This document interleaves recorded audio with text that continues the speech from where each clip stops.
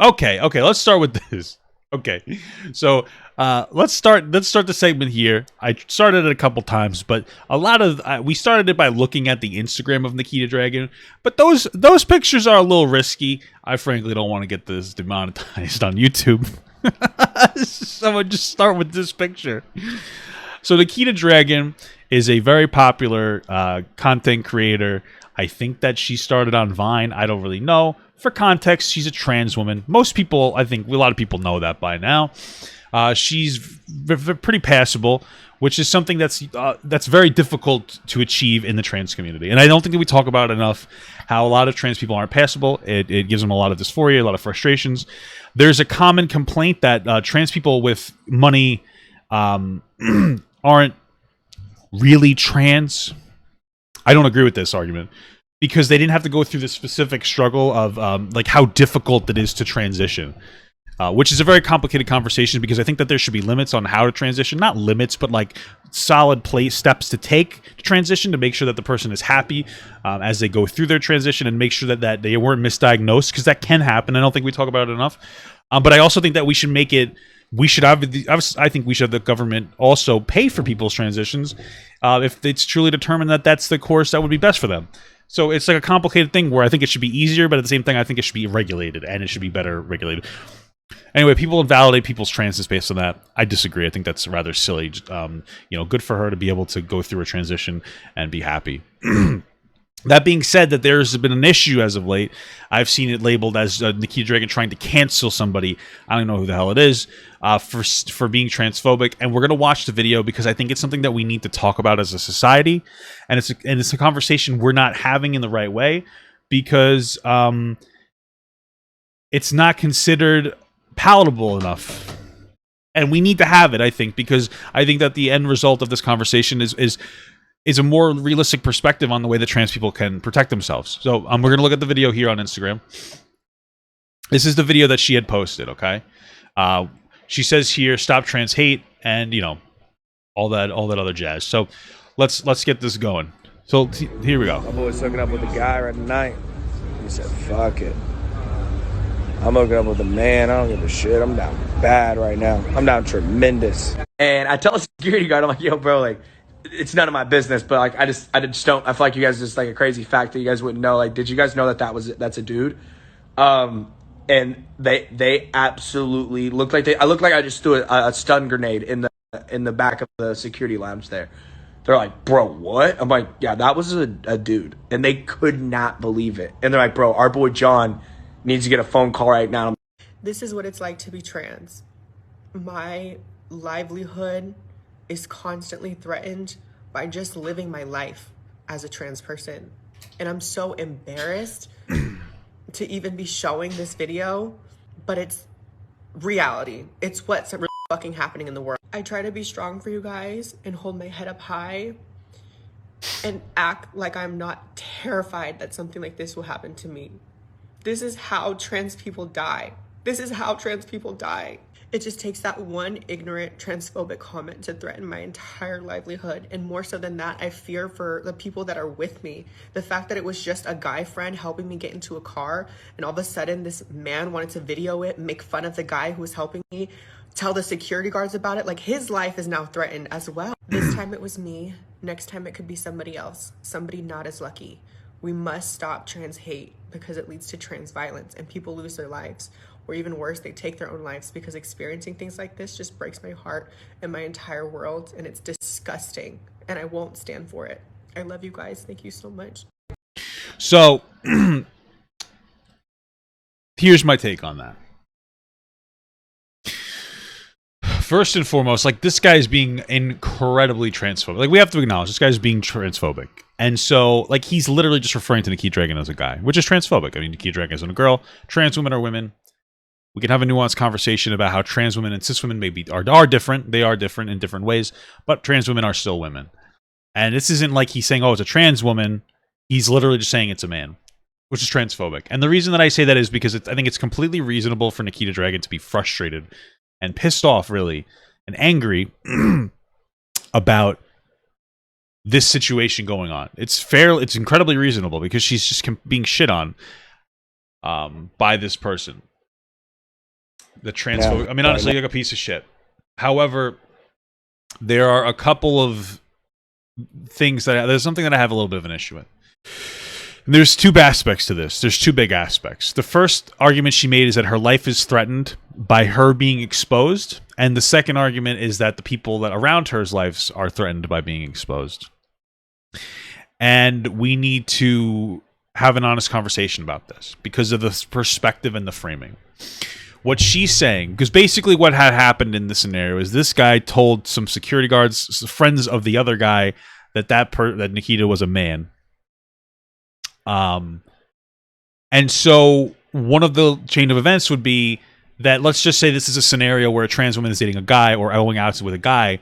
One of the scenarios would be is if somebody told that guy that she was trans, that she would be open to violence. That's what she was saying, that if somebody found out she was trans, she could be open to violence from that person. And honestly, we need to have this conversation.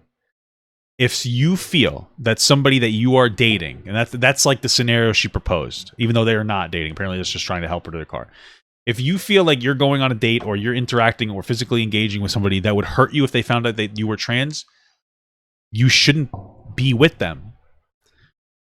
Why would you do that? I understand idealistically that people shouldn't look at trans women as men to an extent, and it does happen, honestly, because I don't think that you should have to sleep with a trans person. And like, honestly, a lot of people, the reason that they don't want to sleep with a trans person is because they personally do still see them as a man to some extent, and it's not right, and it's terrible, but it's the reality of life, and you shouldn't have to date that person. We live in that's just the way society works. And if you feel like you're not expressing if you're not expressing that you're trans to somebody because you feel like because you want them to sleep with you, while I can understand the desperation of wanting to be perceived as a woman fully, we need to acknowledge that nobody has to sleep with a trans person, and they deserve the right to know. I wouldn't call it some kind of assault, but it's definitely a violation of their boundaries, and I think it's incredibly inappropriate. And if you think that person's going to hurt you if they found out, then you need to remove yourself from the situation. I know it's terrible, and I know people will be like, well, that's victim shaming, but it's not. It's not victim blaming or shaming. It's the reality of life. Because here's the thing. If somebody is sleeping with a person, they find out that they're trans, they might hurt you. And while I think that they should be prosecuted to the full extent of the law, we don't live in an idealized society. We don't live in an idealistic society. That you're putting yourself in a position knowingly that you're going to get, that you could get hurt if you engage with somebody without telling them that you're trans. And most trans violence in this scenario, it happens after you sleep with somebody and don't tell them. And so don't do that, right? I understand that's not right, but it's also not right for somebody to break into my house. But I'm still going to lock my doors because I know that I have to be pragmatic about the situation. It's the same reason why I would tell women to stay away from disgusting men at like fucking like, what are they called? Like college parties, because men are disgusting and they might hurt you. It only takes one shitty guy to hurt a bunch of women. And I would say be safe. Travel in a group of people. Bring pepper spray. Bring maybe a firearm. Protect yourself against scummy fucking men. And like, you shouldn't have to, but you have to. We shouldn't, and we shouldn't have to do a lot of things, but we do have to do a lot of things. Shouldn't have to lock my doors, but somebody could break in, so we lock our doors. And so that's the honest conversation we need to have about that. The second factor is that the person that finds out could be hurt. And this is an interesting one, right? Because a relationship is between two people. Then you bring in outside forces. Now, when it comes to somebody dating somebody trans, I want you to understand here. If you're dating a trans person, you are now an activist, whether you like it or not. And if that discourages you from dating a trans person, I'm going to tell you you're a fucking loser, okay? Man up, or woman up, whatever term you want to use, and you need to be strong. Because here's the thing. If somebody finds out that you are dating a trans person and your friends don't like that and they think it's gross, then those aren't your friends anymore. Even if the relationship doesn't work out, those aren't your friends anymore. There's no point in engaging with those people. They're fucking losers. They're so concerned in your fucking business. That's your fucking business. If somebody's uncomfortable around trans people, fine. Whatever. Do you. But to disown somebody because they're dating a trans person, you're a fucking loser. And you need to Muscle up, we'll say that. And just stand your ground and be like, no, this is a person. Like, who cares? It's my fucking choice.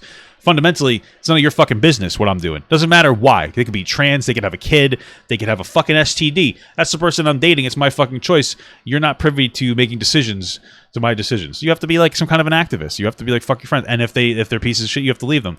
Now, if it gets to a point where you're in a social space where you could get hurt, which does exist, that brings up an unfortunate scenario where to protect everybody, then maybe you shouldn't be with that person in general. I know that sounds horrible, and you shouldn't have to do that, but I'm just trying to give you like a real world perspective. Ultimately, what I'm trying to say is this, because I know that there's a lot of harsh words. I know some people might look at that and go like, oh, gross. I want you to, if you watch this and it made you uncomfortable, take an hour break, come back to it, rewatch this part. But this is what I'm trying to say. If you're trans, unfortunately, you need to tell the person you're with that you're trans.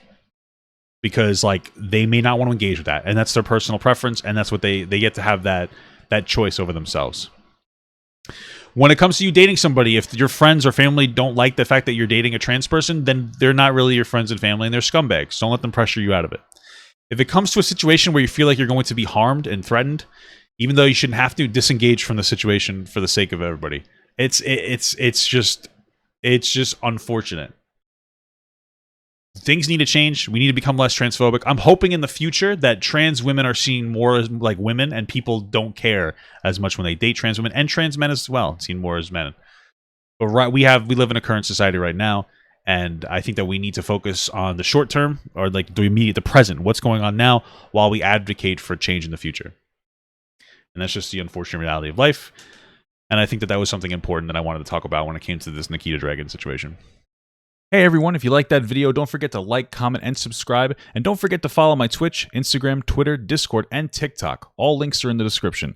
Also, check out my Patreon if you'd like to support me even more than you already do. Thank you so much, everyone. I love you all.